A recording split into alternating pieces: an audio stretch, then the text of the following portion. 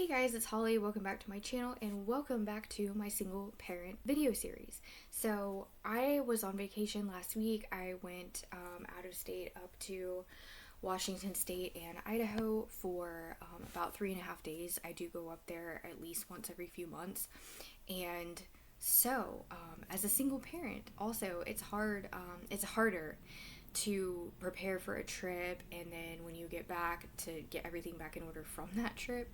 So it's hard enough even if you're not a single parent. But anyways, without further ado, I am here, but that's why I haven't been uploading any longer videos. But I'm sure that if you've been watching my videos, you have seen some of my nature shorts that I have been uploading. I also have several more of them that I will be uploading later on as well. So anyways, long story short, today's video is going to be about the disadvantages of being a single parent, and I want to point out first and foremost that this is not a negative video. This is not to be negative or produce any negativity whatsoever. I feel like the other videos I have posted or will post in this series are really quite positive videos, and my goal is ultimately to put out there that being a single parent is really not as bad as what most people make it out to be. It's really not as bad as what a lot of people would have you to believe it to be. And so I really want to put that out there, and I feel like that could really help some people because single parenting obviously is a very, very huge thing in society now. So I'm going to list out some different points, some of the most basic, most heard of disadvantages of being a single parent, and then also kind of offer up whatever solutions I feel like could go with what I'm saying. So the first thing that I'm going to point out, and this is going to be the most obvious, is going to be looking at things from a financial aspect. So being at a financial disadvantage. Obviously, this is not going to be true for everyone. And like with everything in this particular topic of the disadvantages, each single parent it's all going to be on a case-by-case basis because everyone's different, everyone's life is different. There's a completely different set of circumstances with each individual person. So I'm trying to just kind of lay out the different things that would be perceived as the most challenging. So again, with the financial aspect, one parent, single parent means single income, one income. So having just one income is, it may or may not be more of a challenge. You may have been coming from a family in which maybe your spouse, maybe you're divorced and your spouse did not work, or maybe they were temporarily unemployed, or maybe they were underemployed, not making very much money at all. So there's so many different things that could come into play here. And the thing is, even if you're a single parent, that doesn't mean that you can't have a really good job and make really good money. That doesn't mean that there won't be other people possibly helping you. So not necessarily family, but friends. So many different things that can come into play here. But first and foremost, that's the number one thing that people will tend to point out, is that financially you're at a disadvantage. And I mean, yes, that can be true. It just depends. There's just so much that can go into that. But the main thing I want to get across on the financial aspect is that it's just not true for everyone, and it does not have to be true for you, because there are so many variables with that. So secondly, we are looking at relationship problems as a disadvantage of being a single parent. Relationships in terms of not only romantic relationships, but possible strain on family relationships and friendships, unfortunately. So I have definitely experienced this a lot with my single parenting journey. I do not have very many close friends. My circle is very small. I have one best friend that's a female. She lives a little over an hour from me. I'd say about an hour, give or take. And I do see her very frequently. We are very close. She is also a single mother, a single parent of one. Her son is 9. And so she's definitely a huge source of support for me on all levels, and I am that to her as well. So I do also have another good friend that is a girlfriend, whatever you want to call it, and she lives a little bit far from me as well, probably a little bit further. so a little over an hour away. I don't see her nearly as often, but we aren't quite as close, but I would still consider us to be good friends and close friends. But it's just a different circumstance. Our lives are different. We have different problems, and I don't know. The situation is just different, so I don't see her as much. And we do, when we do see each other, we tend to just meet for coffee. We usually don't bring our kids, so that's really the main reason why I don't see her quite as often. And that's one of those things is like, you might have friends where it's kind of one of those unspoken things where you kind of know that they just want it to be you. And that's okay, because sometimes they just want to focus on you and not have to worry about any distractions. It's not necessarily like that people always want to party or they just don't want kids around because they think they're annoying. Sometimes they just want to focus on you and not have those distractions. But for me, that is a hard thing, because I feel like I really can't have a friend that's not going to be able to have my kids around, because I don't always have access to a babysitter, someone that I can trust and someone that's reliable, especially right now with the pandemic and everything that's going on. I do have an older son that has asthma and some other health issues going on. So many different variables with this situation, but friendships, I have seen definitely a strain on that, and a struggle also making friends. And it's very hard when, it's like you might want to go do things, but you just might not be able to, and you're also just, maybe you're really tired from working and from just taking care of your family in general, and that can be very difficult because you feel as though you would love to go out with your friends, but you just simply don't have the energy, and you just don't want to, or maybe you've fallen into depression and you're just, exhausted, quite honestly, mentally, physically, socially. You just don't want that social interaction. I know I get like that quite a bit myself when I am invited to certain things. It's like I'm just too worn out on a physical and emotional, mental level that I don't want to be around people. And so that is definitely a real thing. But like I say, it's not going to look that way for everyone. So I also have a best friend that's a male that lives up in Idaho, and I go out there and I see him, and my boyfriend as well lives with him. They're roommates, they're best friends, so that's kind of how that happened. But my boyfriend lives in another state right now. He will be moving down here later this year, but that's just where we're at right now. And so normally I would have him here with me and have that support as well, but I definitely look forward to later in the year and having that support.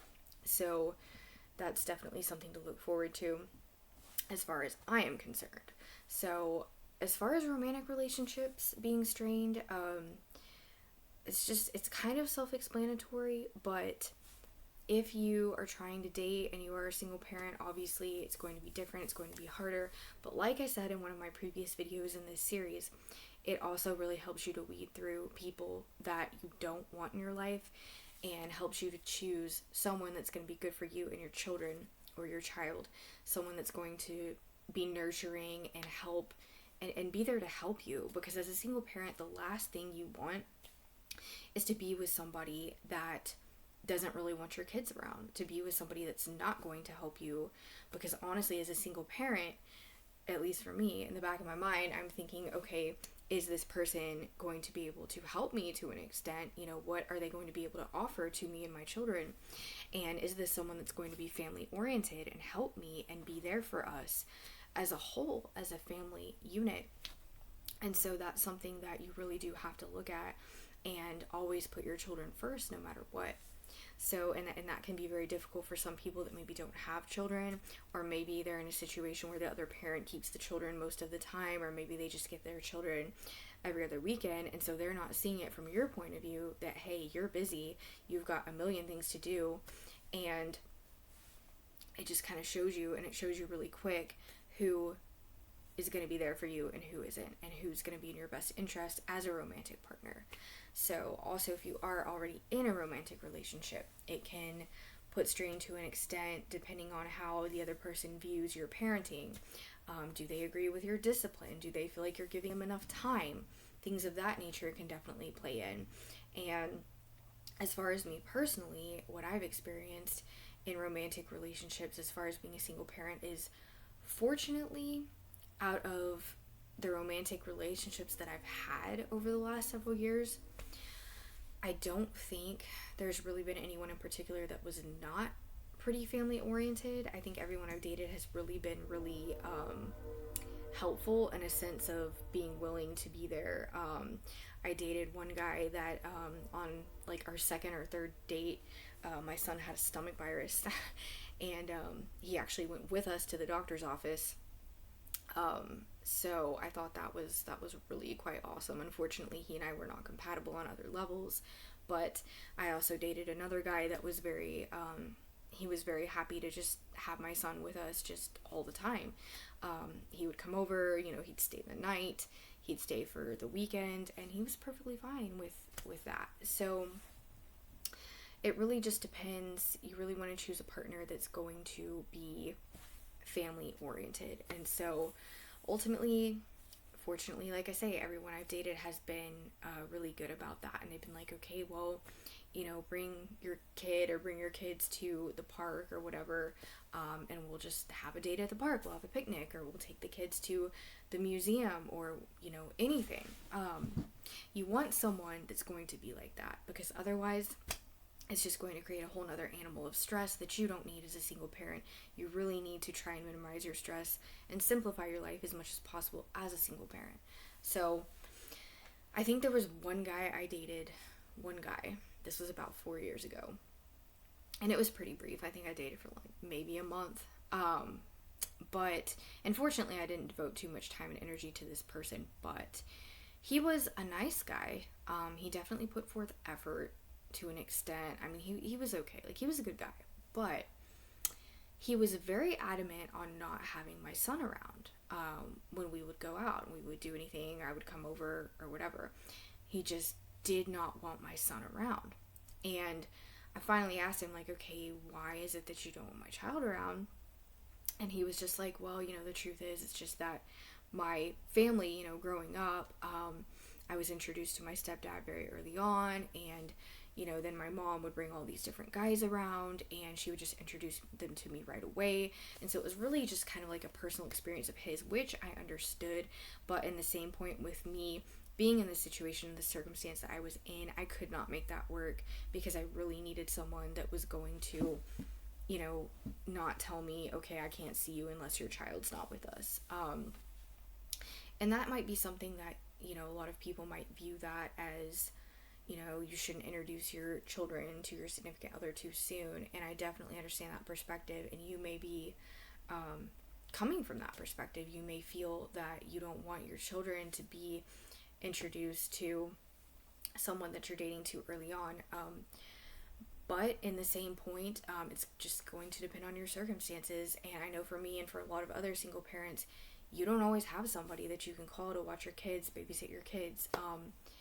And, I feel like you shouldn't have to, if you're in that situation and you don't always have someone that can watch your kids, you shouldn't have to put yourself in a situation where you feel like you cannot thrive and you cannot date and you cannot meet someone and potentially have a relationship. So that's just where I'm coming from on that. That's just my opinion. But I think there are a lot of ways around that. You can just kind of like start as friends, just be casual, and just, tell your children, okay, this is my friend, we're going to go to the park, we're going to talk, we're going to walk around, we're going to do this and that, and just kind of just be honest with your kids. And so that's just kind of like with me. I mean, haven't always, introduced my kids right away to any significant other. But there have been times when I've needed to. I've just had to. And that's just, I don't judge myself for that, and I don't judge anybody else. So, anyways, yeah, that one is kind of a long, drawn out point that I wanted to make. But, anyways, financial problems, relationship problems, friendships, family strain. Sometimes it can't even put a strain on family relationships in the same way that it could with other relationships, because your family, you may have to cancel family gatherings. You may not be able to visit family as much because you're so busy. I have my brother and my sister-in-law live about 4 hours from here. So like I'm in Dallas and they're down in Houston. And they are very, very busy people, and so they can't really work with my schedule on me coming to visit with the kids. And so it gets really hard because I just never really get to see them. I really never get to visit them, and so that is kind of a sad thing. So we're not as close as I would like, and sometimes it can create family strain in terms of, if you need help with something and you end up having to ask, like for me, ask my mom or dad if I have an emergency, because they already help me, while I'm working and stuff. But if I say, okay, I've got this situation going on, this kid's sick, I need you to watch this kid so I can run this kid to the doctor, and go get prescription, whatever, sometimes they can get very irritated, and sometimes kind of like guilt trip me over that, like, oh, well, why can't somebody else do this, and so that's kind of hard, because in most families it's not like that. Most families will be more supportive and they'll be like, yes, of course I will watch your child while you take care of this other one. But believe it or not all families are that fortunate. And so in my case, I don't have extra family members that can help out, and I've mentioned this in other videos, but my parents basically, they do help me, but a lot of times I do definitely get guilt tripped, and that's not to be negative, but this is just me sharing my experience, because I want to put that out there for other people to understand, and for other people to possibly be able to share their experience, because I feel like I know I'm not the only one. I know I'm not the only one that goes through that. So another thing would be discipline is a difficult thing as a single parent, because the main thing that I find is that from a personal level, I am so worn out mentally and physically on a regular basis from just trying to get by and trying to take care of everything, that sometimes I fail to discipline properly, and sometimes I feel like I could have done a better job with discipline. I could have done a better job with this or that. And it's not just discipline, it can be literally anything. But that gets to be a really difficult thing as well, because sometimes you are just so spent that you feel like sometimes your kids get away with a little bit more than they should. And this is not the case for everyone. My best friend, she's a single parent too, like I said before, and she's very on her discipline. But because of that, other things, she sacrifices other things.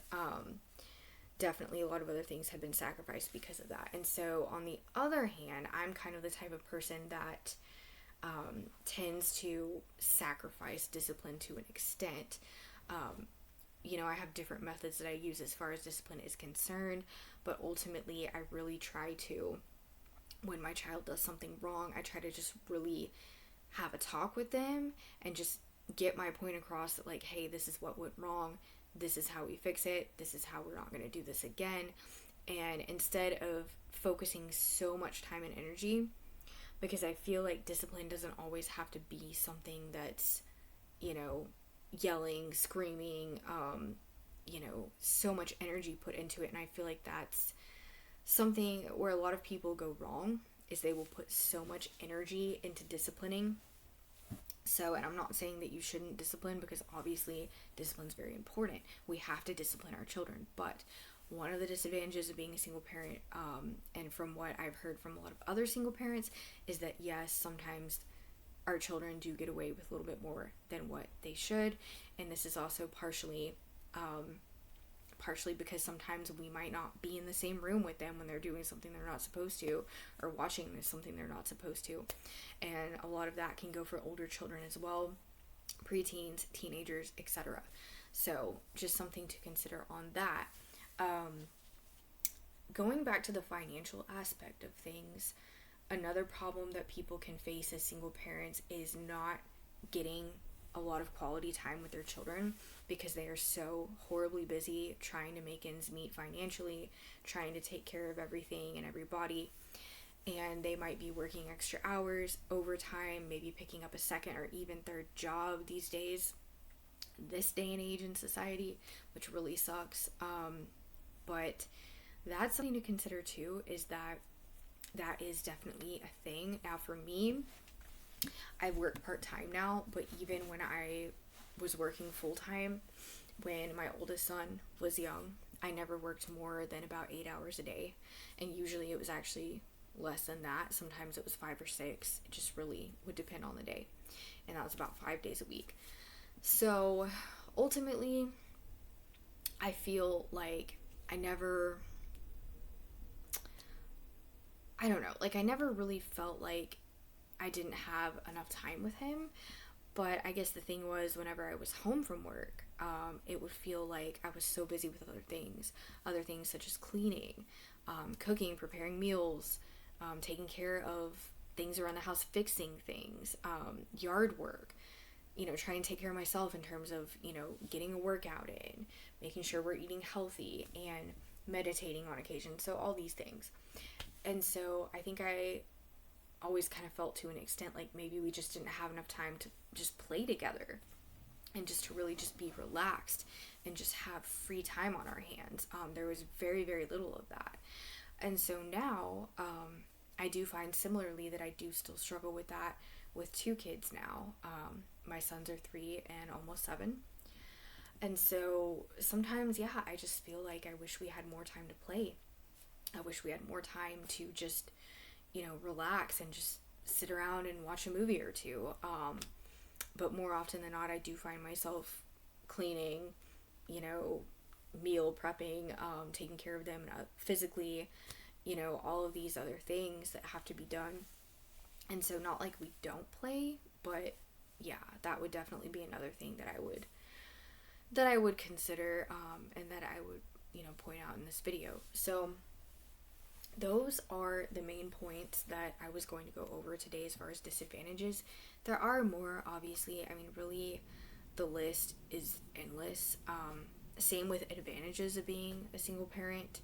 So honestly, I just, I want to conclude the video by just saying that it's not a one-size-fits-all approach, ultimately. And it's like, I always say this, but as a single parent, the most important thing when we're looking at disadvantages, is to not compare yourself to other people. And most of all, don't compare yourself to other single parents, because that can be a very hard thing.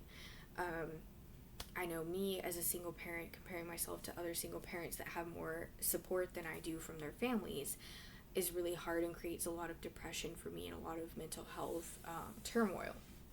And so it's really important that you understand that your own situation is unique and just work with what you have, and just realize that there are always solutions, there are always different resources available, and the list really is endless as far as what you can do, and as far as, never stop searching and never stop trying to make things better, because life and single parenting as well is really about planting seeds. So you may not see the fruit of those seeds that same day. It may take a while, it may take weeks, months, maybe it might take a few days, you don't know. So comparing yourself to other single parents is definitely a no-go. And I used to have a single parent friend. Actually, I don't think I would even call her a single parent. But our kids were like the exact same age, literally just maybe a few months apart.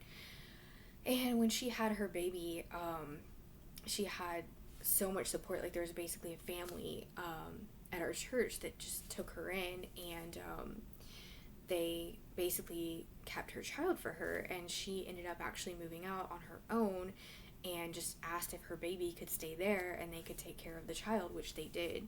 And they did this for at least a couple of years without her help, and she literally just she could do whatever she wanted. She could go wherever she wanted, go on trips, and literally she didn't have to pay them a dime. Like, they were just there, and they basically turned into this child's parents.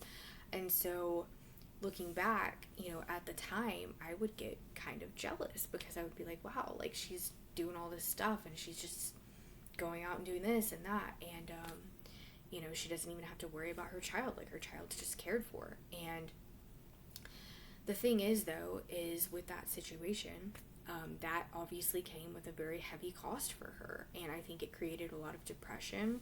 I think it created a lot of just really sad feelings, honestly. I mean, everybody is different, but I know had that been me, I would not feel right about someone else raising my child, because, you know, our children are given to us for a reason, and they're given to us for us to raise. And whether you're religious or spiritual or not, you know, that is your child. You are, you know, given a child, you've birthed this child, and it is yours.